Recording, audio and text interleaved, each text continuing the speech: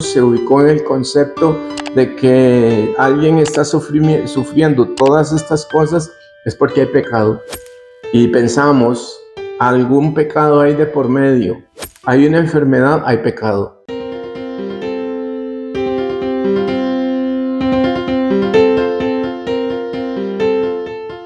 Hola, hola, Dios te bendiga, Dios te guarde. Una vez más aquí desde nuestra amada nación Costa Rica, desde Alajuela, para poder llevar hoy una palabra de bendición para tu vida, para la vida de cada uno de los que escuchen, de cada uno de los que puedan estar viendo esta transmisión. Hoy quiero hablar un poquito de lo que son los conceptos del ser humano, los conceptos de Dios. Hoy vamos a hablar de un hombre que aparece allá en la Biblia, que fue azotado por los conceptos del ser humano, por los conceptos que se manejaban en ese tiempo. Que cada persona maneja conceptos conforme a lo que ha aprendido, a lo que ha visto por ahí, y a veces no meditamos en poder ubicarnos en el concepto de Dios, porque el concepto de Dios es uno, y el concepto de Dios es que Él ama a la raza humana, sea cual sea la condición en que se encuentre, porque dicho por el Señor mismo, dice que Él dio su vida, puso su vida por nosotros cuando nosotros no teníamos ningún valor, no teníamos nada que ofrecer. Hasta el día de hoy nosotros no tenemos nada que ofrecer, pero Dios sigue operando en favor nuestro.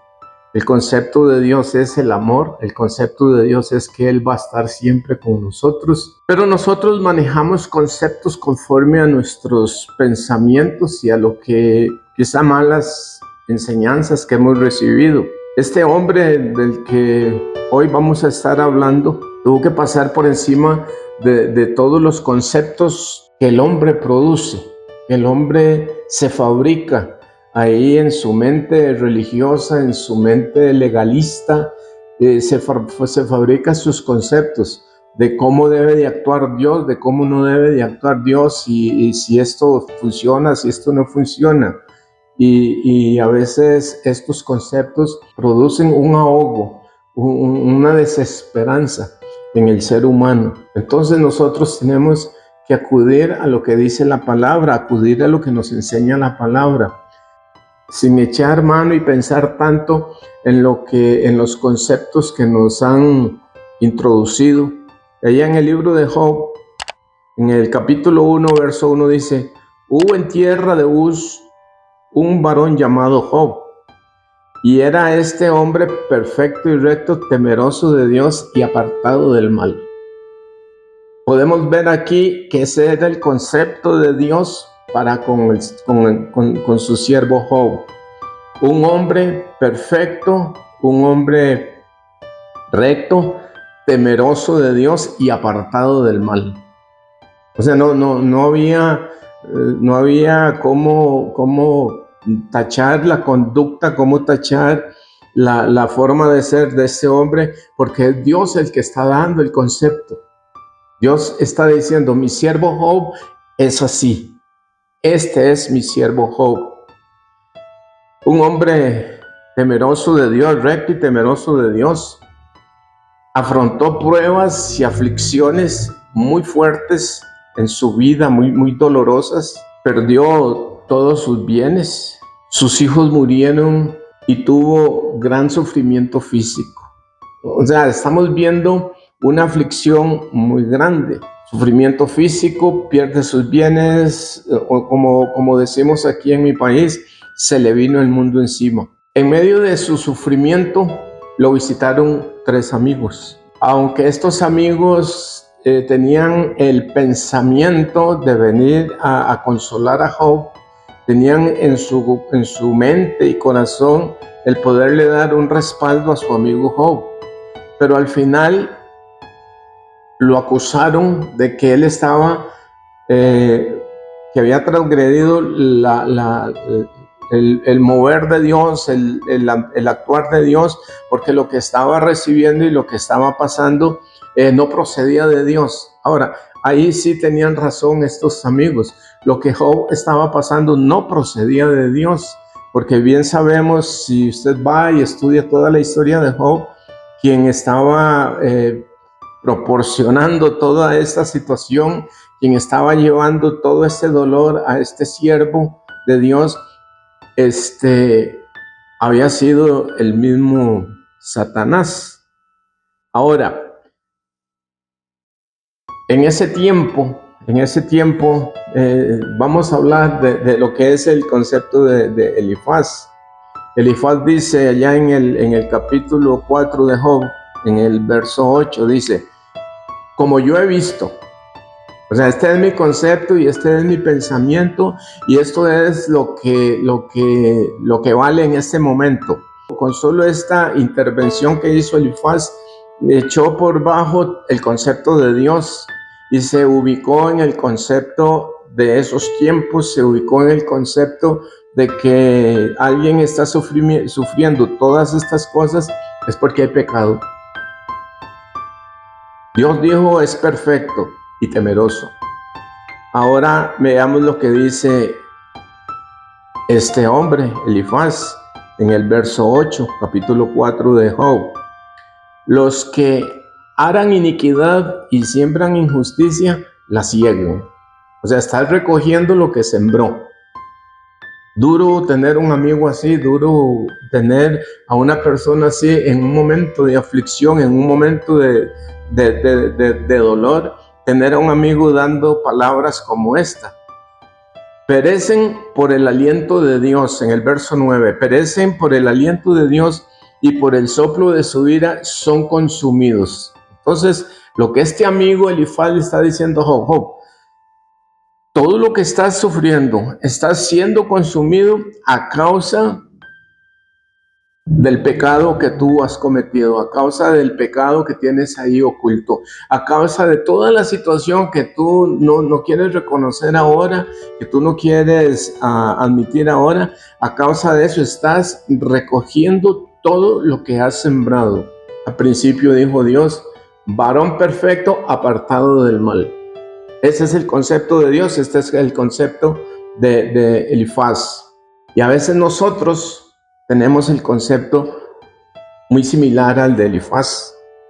Vemos a alguien en una situación difícil, en una situación de sufrimiento, y pensamos: algo hay escondido, algún pecado hay de por medio, alguna situación se ha dado en medio de la familia, y comenzamos a mirar y contemplar lo que se mueve alrededor nuestro, y no contemplamos los designios de Dios, no contemplamos el amor de Dios, y no contemplamos cuál es el propósito de Dios a una situación como esta. Vamos a hablar un poquito de lo que fue el concepto de sus discípulos en un momento dado. En el capítulo 9 de San Juan dice, en el verso 1, al pasar Jesús vio a un hombre ciego de nacimiento, y le preguntaron sus discípulos, diciendo: Rabí, ¿quién pecó, este o sus padres, para que haya nacido ciego?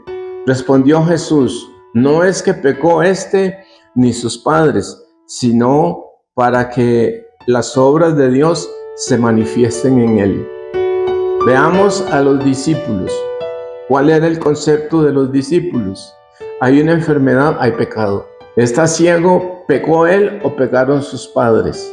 Esto es algo de lo que nosotros tenemos que arrancarnos de la mente, arrancarnos de los dichos que hemos aprendido.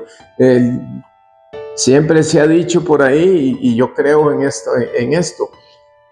Lo que el hombre siembra, eso recoge. Pero no es lo mismo, pensemos en la situación del apóstol Pablo.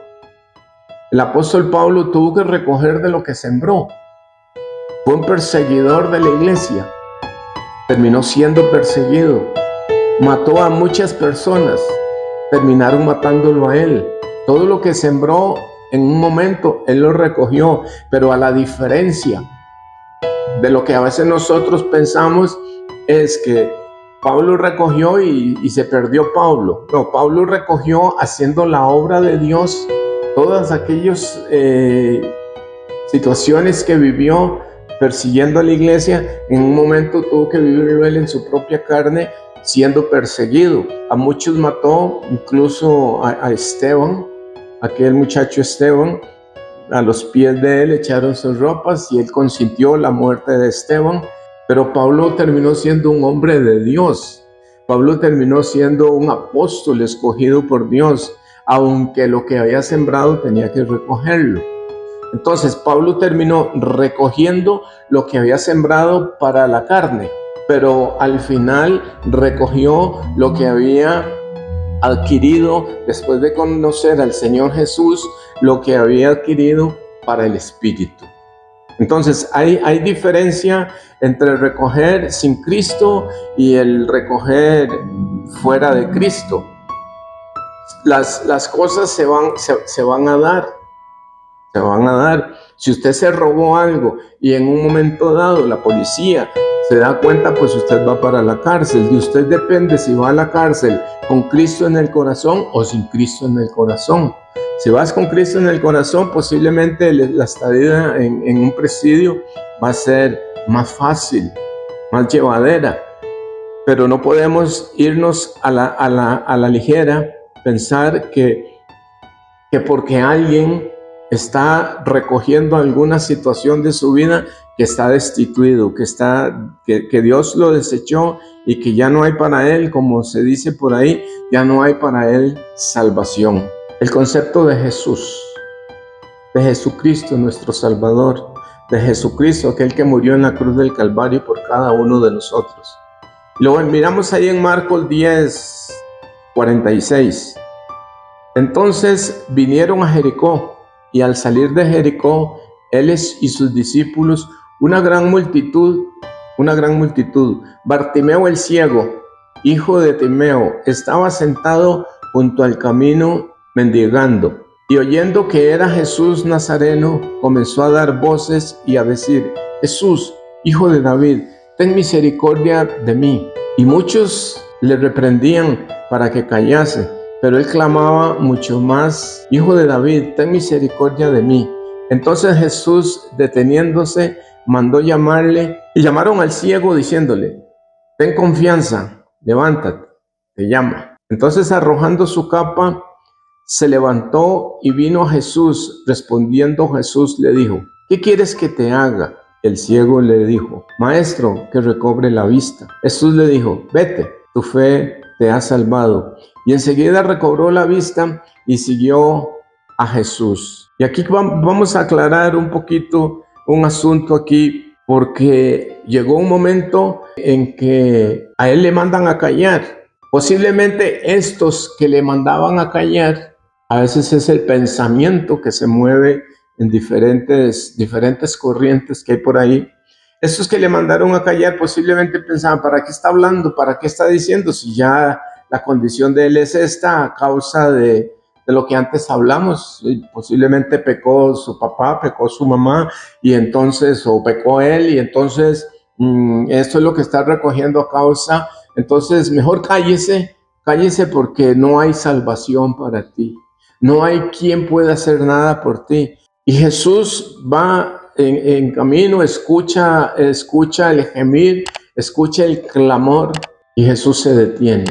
Y lo importante de esto es que se dirigió a Jesús, pasó por encima de todos los conceptos humanos, pasó por encima de todo lo que el hombre puede pensar. Si soy ciego por mi familia, si soy ciego por mi pecado, pasó por encima de todos esos conceptos, y eso movió el corazón de Dios, eso movió el corazón del Señor Jesús, y se detuvo. Y los que antes habían dicho: cállate, cállate, deja de dar gritos, deja de clamar, deja de suplicar, después le dicen: ten confianza, levántate, te llama.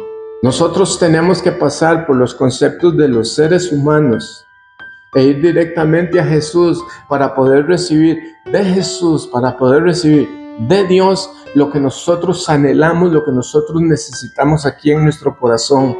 Porque si nos encerramos en los conceptos, aún nosotros mismos tenemos conceptos de nosotros mismos. No, es que yo hice esto y Dios no me perdona. Es que yo me metí en determinada situación y Dios no me perdona. No es cierto, no es cierto. Mientras el sacrificio de Jesucristo esté vigente, hay perdón de pecados. Es solamente arrepentirse, es solamente tomar una actitud como la de Bartimeo, pasar por encima de mis pensamientos, pasar por encima de los pensamientos errados de las personas que siempre van a pensar que hay algo malo y escondido atrás de una enfermedad, atrás de una situación. El verso 50. Y esto yo te lo regalo, vívelo ahí en tu corazón, atesóralo ahí en tu corazón.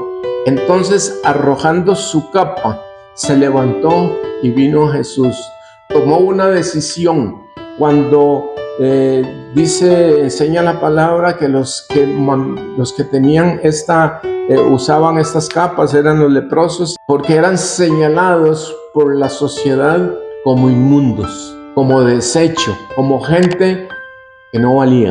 Entonces, arrojando su capa, se levantó y vino a Jesús. Cuando él hizo eso, fue un mover de fe, un mover en que dijo en su corazón: me salvé, voy a pasar por encima de todo lo que me han dicho, por encima de todo lo que me han enseñado, por encima de todo lo que los hombres han dicho, porque voy a escuchar la palabra que Dios tiene para mí. En el verso 51 dice: respondiendo Jesús le dijo: ¿qué quieres que te haga? Y el ciego le dijo: maestro, que recobre la vista. Y ahí el verso 52 dice: y Jesús le dijo: vete, tu fe te ha salvado. Y enseguida recobró la vista y seguía a Jesús en el camino. Algo que es notorio aquí, muy notorio. Y les dije, guardemos esto en el corazón. Él le pregunta, ahora Jesús le pregunta: ¿y qué quieres que te haga? Pues parecía una pregunta salida de contexto, porque si es un ciego, pues posiblemente se veía a simple vista que lo que necesitaba era eso. Y pudo haber necesitado otra cosa mayor que recuperar la vista. Podría ser también. Y Jesús interviene en el verso 52, dice: tu fe te ha salvado. Y enseguida recobró la vista. Y seguía a Jesús en el camino. La pregunta es: ¿por qué seguía a Jesús? Número 1, ya se había quitado la capa de encima. Ya no era desecho humano, según las reglas y las condiciones de aquel tiempo. Entonces ya no tenía que someterse a los conceptos naturales del hombre, sino que ahora se sometía a los conceptos naturales del Espíritu de Dios o del Señor Jesús. Entonces seguía a Jesús, porque ahí es donde somos libres, porque ahí es donde vamos a encontrar la libertad para todo lo que la gente, para todo lo que los hombres y aún para lo que nosotros mismos pensamos que puede ser, pero que no es. Así es que yo te regalo, yo te doy esta palabra para que tú tomes en cuenta que a veces estamos dando círculos con conceptos cerrados, conceptos que hemos creado aún nosotros mismos, conforme a si Dios me perdona o no me perdona, si merezco algo o no lo merezco. Nosotros nos metemos en esas aguas turbias, y la verdad es que lo único que dijo el Señor Jesús: tu fe te ha salvado. Entra por fe, recupera lo que has perdido. Y si hoy tomas esa decisión, si hoy decides que vas a seguir los conceptos del Señor Jesús, entonces vas a recobrar la vista de muchas cosas, o vas a recuperar y vas a salir del dolor que has vivido por conceptos de que hiciste eso, entonces el azote de Dios está ahí, que hiciste lo otro, entonces por eso vas a ser castigado. Ven a los pies del Señor Jesús, y Él va a tener una palabra de bendición, y Él va a tener una palabra de liberación, y por medio de esa fe vas a poder seguir las enseñanzas y el camino del Señor Jesús. Que Dios te bendiga, que Dios te guarde, que bendiga tu nación y bendiga a tus gobernantes. Amén.